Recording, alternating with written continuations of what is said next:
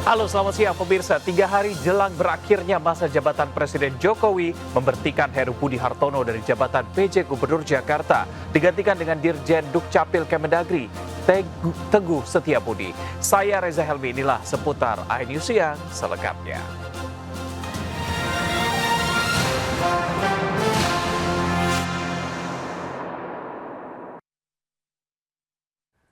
Pemirsa, kebakaran permukiman warga di kawasan Grogol, Petamburan, Jakarta Barat pagi tadi terjadi. Sementara itu di Cakung, Jakarta Timur, 9 bangunan terbakar. Serta di Mampang, Jakarta Selatan, sebuah bangunan indekos juga terbakar, diduga akibat korsleting listrik. Kemang Timur. Bersama petugas, warga bahu-membahu memadamkan kobaran api yang membakar sejumlah rumah dan ruko di pemukiman padat Grogol, Petamburan, Jakarta Barat. Seorang emak-emak pingsan mengetahui rumahnya ludes terbakar. Kencangnya angin membuat api cepat membesar. Tiba-tiba itu sebelah rumah saya itu apinya gede. Tiba-tiba semuanya itu tiba-tiba nggak ada yang tahu. Tiba-tiba udah gede. Api bisa dipadamkan setelah dikerahkan 18 mobil pemadam. Penyebab diduga korsleting listrik. Kobaran api juga melahap 3 rumah dan 6 kontrakan di pemukiman padat penduduk di Kampung Pisangan, Penggilingan, Cakung, Jakarta Timur. Pemadaman terkendala akses pemukiman yang sempit dan sulitnya sumber air. Petugas berupaya menyambung selang air untuk mencapai lokasi kebakaran. Kebakaran juga melanda rumah kos di Kemang Timur, Mampang, Jakarta Selatan.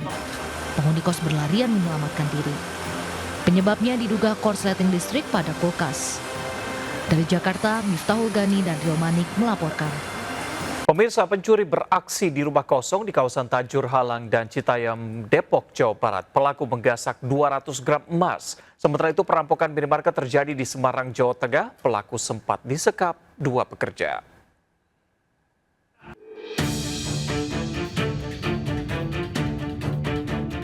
Aksi pencurian spesialis rumah kosong ini terjadi di kawasan Jalan Patuha Selatan, Bekasi, Jawa Barat, viral di media sosial. Hasil penyelidikan, polisi meringkus 4 pelaku di kawasan Tajur Halang dan Citayam, Depok. Pelaku mengaku telah menjual sekitar 200 gram emas hasil kejahatannya. Perampokan yang dilakukan seorang pria bersenjata tajam ini terjadi di minimarket di kawasan Jalan Jenderal Sudirman, Ungaran Barat, Kabupaten Semarang, Jawa Tengah. Pelaku sempat menyekap 2 orang pekerja, menggasak sejumlah barang dan uang tunai. Tak butuh waktu lama, polisi menangkap pelaku Rio Febrianto di rumahnya di kawasan desa Tambak Boyo. Pencurian uang dari mesin ATM ini terjadi di salah satu minimarket di kawasan Biringkanaya, Kota Makassar, Sulawesi Selatan. Pelaku menggasak uang 36 juta rupiah dari ATM.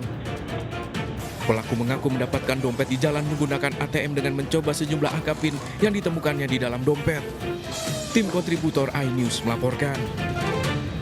Pemirsa, rentetan tembakan dilepas polisi saat membekuk bandar sabu di Kota Medan. Dari penggeledahan, petugas menemukan 40 kg sabu.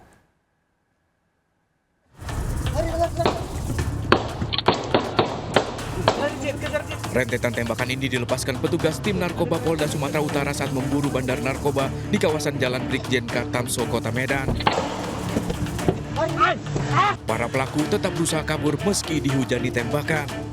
Namun pelarian para pelaku berakhir setelah ban minibus mereka tertembus peluru. Para pelaku pun tak berkutik, langsung diringkus. Dari penggeledahan di dalam mobil, petugas menemukan 40 kg sabu. Polisi berhasil menggagalkan 40 kg narkotika jenis sabu yang akan mereka edarkan atau akan mereka bawa ke luar Sumatera. Narkotika ini berasal dari Tanjung Balai dan kemudian hasil penyelidikan sehingga mereka tertangkap. Dalam pengembangan di Kabupaten Deli Serdang, polisi juga membungkuk 2 pelaku lain. Polisi terpaksa melumpuhkan 4 pelaku masing-masing berinisial PNM, S, BS, dan SS dengan tembakan karena berupaya kabur dan melawan. Dari Medan, Sumatera Utara, Aminur Rashid, iNews melaporkan. Kita ke informasi berikutnya pemirsa. Jika pada hari pertama pembekalan, calon Menteri Kabinet Prabowo Gibran mengenakan kemeja putih. Di hari kedua pembekalan dikhususkan untuk calon wakil menteri seluruhnya mengenakan batik. Sejumlah tokoh datang sejak pagi ke Hambalang, Bogor, Jawa Barat. Mantan staf sus Presiden Joko Widodo Aminuddin Ma'ruf, PJ Gubernur Papua Tengah Ripka Haluk, serta Thomas Jiwandono datang sejak pagi tadi di Hambalang. 54 undangan calon wakil menteri hari ini bertepatan dengan hari ulang tahun ke-73 Prabowo Subianto. Pembekalan selama 1 hari penuh dengan materi terkait artificial intelligence atau kecerdasan buatan, lapangan pekerjaan di masa depan, serta kesuksesan sebuah negara.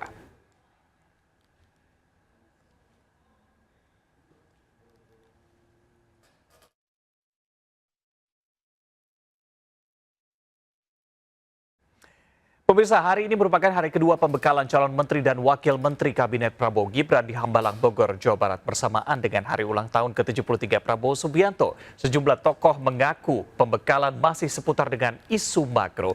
Untuk mengetahui kondisi terkini di Hambalang, kita sudah terhubung dengan rekan Chamar Haenda. Chamar, selamat siang, silakan dengan laporan Anda. Ya, baik. Selamat siang Reza dan juga pemirsa, benar sekali. Hari ini merupakan hari kedua pembekalan yang diberikan oleh Presiden terpilih Prabowo Subianto. Apabila kemarin berfokus kepada calon menteri, namun hari ini setidaknya ada 54 nama atau list tamu undangan untuk melaksanakan dari pembekalan hari ini, yang mana mereka adalah calon wakil menteri dan juga kepala lembaga. Berdasarkan pemantauan kami pada pagi hari sampai dengan siang hari ini masih terpantau kondusif, tepatnya di Padepokan Garuda Yaksa yang ada di Hambalang, Bogor, Jawa Barat. Ini merupakan kediaman pribadi dari Prabowo Subianto, dan ada sejumlah hal yang akan disampaikan dan agak sedikit berbeda dengan materi kemarin untuk calon menteri. Untuk calon wakil menteri ini akan ada pembekalan mengenai materi artificial intelligence ataupun juga kecerdasan buatan. Hal inilah yang berpengaruh terhadap lapangan pekerjaan di masa yang akan datang dan juga berimplikasi kepada kesuksesan sebuah negara. Informasi yang dapat kami sampaikan dari pukul 9 pagi tadi, ini agendanya akan selesai secepat-cepatnya pada pukul 1 siang, namun selambat-lambatnya pada pukul 7 malam dikarenakan Prabowo Subianto ini sudah memiliki agenda lain yang akan dilakukan di Kementerian Pertahanan. Kemarin para calon menteri ini mengenakan baju putih, sementara hari ini calon wakil menteri mengenakan batik. Sesuai dengan yang tadi disampaikan bahwasanya ini bertepatan dengan hari ulang tahun Prabowo Subianto yang ke-73. Ada informasi bahwasanya akan ada pertemuan antara Megawati dan juga Prabowo hari ini, namun belum bisa dipastikan apakah hal tersebut akan terjadi dikarenakan belum ada konfirmasi baik dari Partai Gerindra ataupun juga PDI Perjuangan. Kita akan lihat karena setelah ini juga nantinya akan ada pembekalan yang akan dilakukan untuk pembekalan militer yang dilakukan di Akademi Militer Magelang, Jawa Tengah. Sementara demikian, Reza. Baik, terima kasih Chamar Haenda. Selamat kembali bertugas. Pemirsa, Presiden Joko Widodo akhirnya menjenguk cucu keenamnya, Bebingah Sang Tansahayu, putri pertama Kaisang Pangarep dan Erina Gudono. Jokowi mengaku belum berani menggendong cucunya karena masih kecil.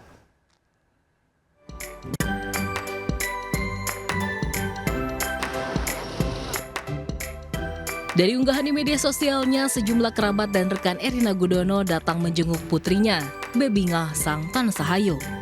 Meski fotonya diunggah, wajah Bebingah masih dirahasiakan. Kamar Erina di Rumah Sakit Bunda Menteng dihias cantik dengan balon warna pink. Bahkan, Erina juga membagikan unggahan menyempatkan makan mewah dengan menyantap makanan Jepang, termasuk sushi dan sashimi. Presiden Joko Widodo dan Ibu Iriana Rabu malam menjenguk cucu keenamnya, Bebingah Sang Tansahayu. Presiden yang baru pulang dari kunjungan di sejumlah daerah pun bahagia bertemu cucu keenamnya, namun belum berani menggendong.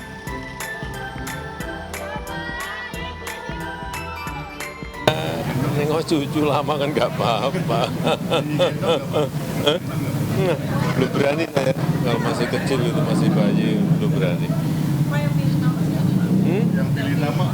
Ya bapak ibunya dong. Putri keenam Kaisang Pangarep dan Erina Gudono ini lahir Selasa 15 Oktober dengan berat 3,4 kg dan panjang 50 cm melalui operasi sesar. Dari Jakarta, tim Liputan iNews melaporkan.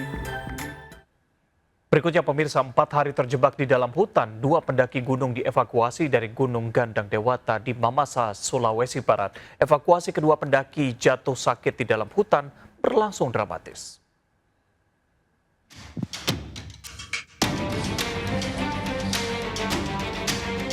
Tim SAR mengevakuasi 2 pendaki gunung dari Gunung Gandang Dewata, Kabupaten Mamasa, Sulawesi Barat.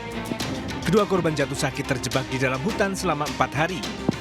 Mereka adalah Taufik Abu Bakar, 47 tahun, dan Jiwar Zulnaintin, 9 tahun. Keduanya kelaparan karena stok makanan terbatas. Untuk mengevakuasi korban, tim SAR harus menandu kedua korban selama 3 hari. Jalur evakuasi harus melewati tebing terjal di hutan belantara. Karena kondisi kesehatan menurun, kedua korban dipasangi selang infus. Melaksanakan evakuasi 2 orang korban yang mengalami trouble di Pos 6 Gunung Gandang Dewata. Kami menerima informasi hasil koordinasi dari Bapak Kepala Pelaksana BPBD Kabupaten Mamasa. Kami menerima informasi 4 hari yang lalu bahwa terdapat 2 pendaki yang mengalami trouble di Pos 6 Gunung Gandang Dewata. Nyawa kedua korban berhasil diselamatkan setelah teman mereka turun gunung dan meminta pertolongan. Dari Mamasa, Sulawesi Barat, Frendy Christian, iNews melaporkan. Todongkan senjata api pelaku curanmor diamuk massa hingga tewas. Kasus lainnya, siswa SMA berniat bolos tewas tertimpa tembok dari pagar sekolah yang dipanjatnya.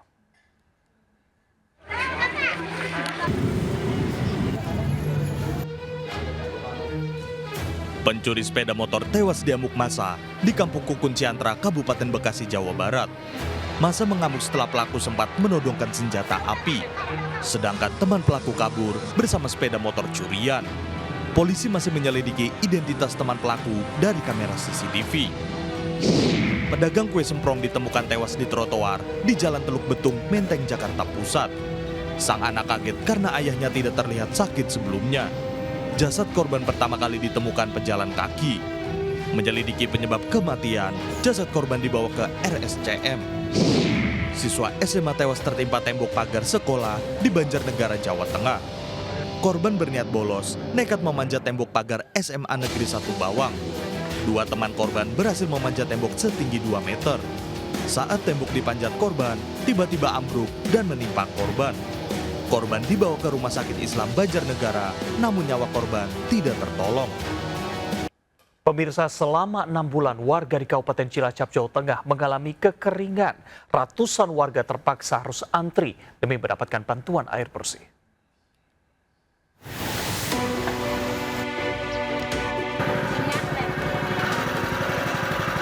Warga dari Dusun Jayagiri, Desa Bojong, Cilacap, Jawa Tengah mendatangi jalan desa menunggu kedatangan truk tangki air bersih.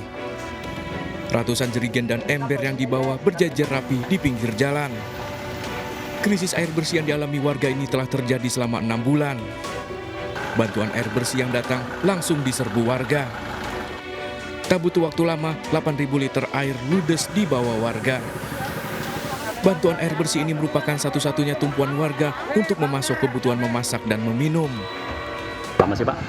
Kurang lebih ini sekitar 5 bulan sampai 6 bulan lah, kurang lebihnya itu. Ini untuk apa aja sih Pak, bantuan air bersih ini? Khususnya untuk minum sehari-hari. Warga berharap pemerintah terus mengirimkan bantuan air bersih ke wilayah yang menjadi langganan kekeringan ini. Data BPBD menyebut terdapat 86 desa di 20 kecamatan di Kabupaten Cilacap yang mengalami kekeringan dampak musim kemarau. Dari Cilacap, Jawa Tengah, Heri Susanto, iNews melaporkan. Pemirsa, pemilik daycare di Depok sekaligus influencer parenting terdakwa penganiayaan balita akhirnya menjalani sidang perdana. Dalam kondisi hamil, terdakwa Meita Irianti mengajukan permohonan tahanan rumah.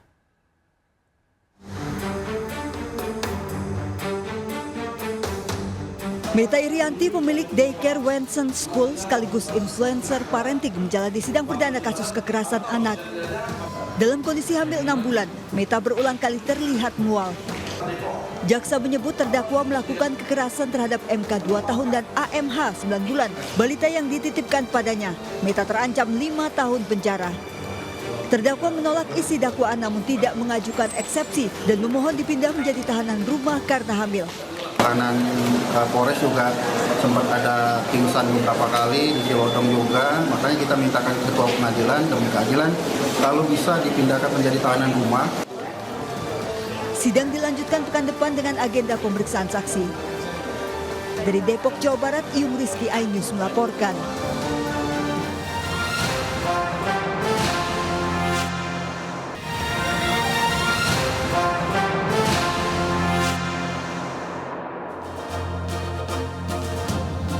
3 orang hilang dan 71 nelayan di Sukabumi, Jawa Barat terjebak di ujung dermaga bekas tambang pasir besi yang rusak setelah dihantam gelombang tinggi. Proses evakuasi korban terkendala gelombang tinggi. Astagfirullahaladzim, la ilaha illallah. 3 orang nelayan yang sedang memancing di dermaga bekas tambang pasir besi di Desa Buniasi, Sukabumi, Jawa Barat, hilang di gulung ombak besar. Gelombang besar juga membuat jembatan besi yang menjadi akses menuju dermaga terputus.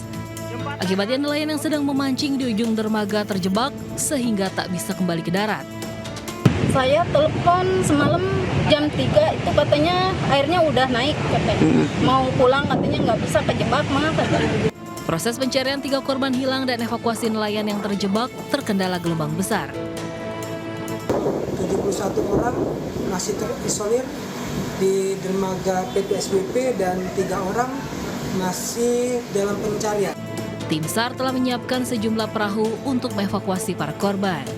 Proses evakuasi nelayan yang terjebak dan 3 korban hilang akan kembali dilakukan menunggu gelombang laut kembali normal.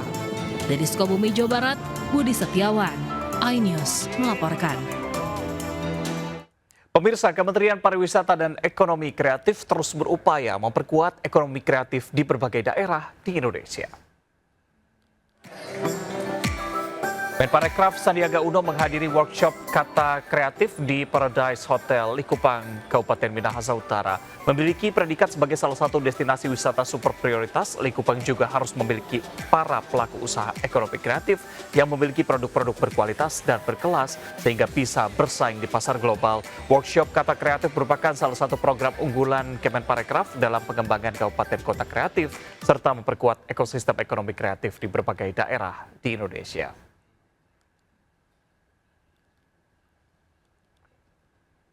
Pemirsa, seorang pembantu rumah tangga menguras uang ATM milik majikannya yang sedang sakit stroke hingga lebih dari 173 juta rupiah.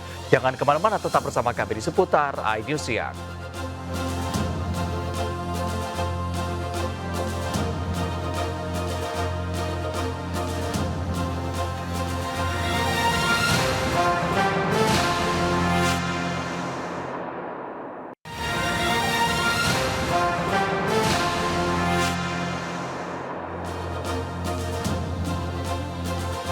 Pemirsa, Anda masih bingung mau makan siang apa? Kami akan ajak Anda untuk menikmati ikan bakar khas NTT dengan sambal dabu-dabu dan sambal luwat yang segar. Bisa jadi inspirasi makan siang hari ini.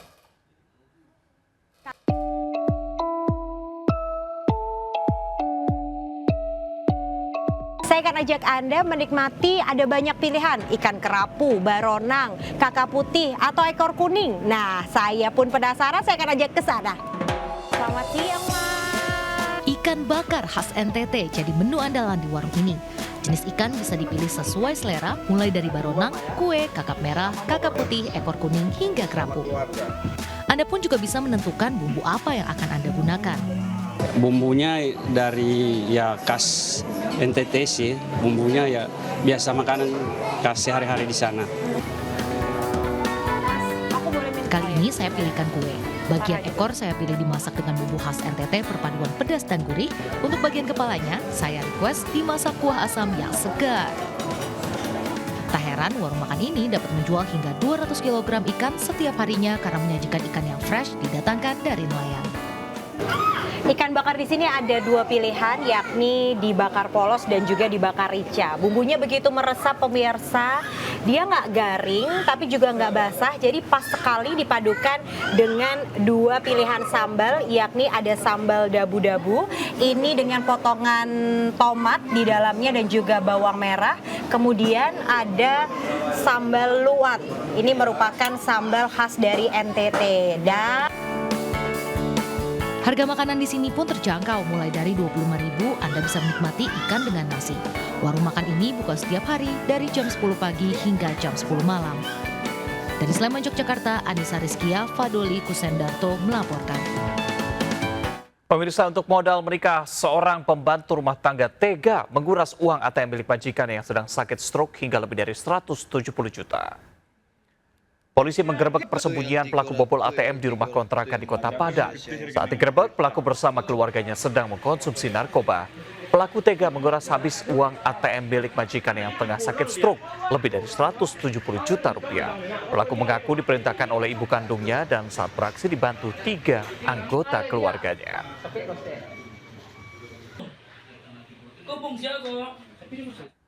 Pemirsa, Menteri Pariwisata dan Ekonomi Kreatif Sandiaga Salahuddin Uno menghadiri wisuda Politeknik Pariwisata Makassar. Ratusan mahasiswa nantinya diharapkan dapat berkontribusi dalam memajukan sektor pariwisata dan ekonomi kreatif di Indonesia.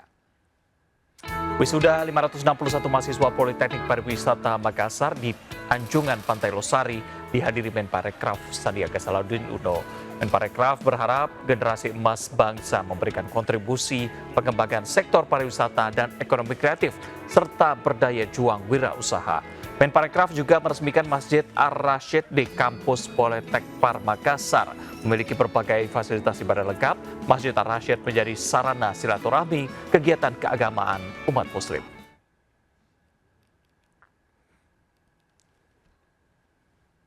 Ya, hari ini Presiden terpilih Prabowo Subianto berulang tahun ke-73. Sejumlah karangan bunga memenuhi kediamannya di Hambalang, Bogor, Jawa Barat.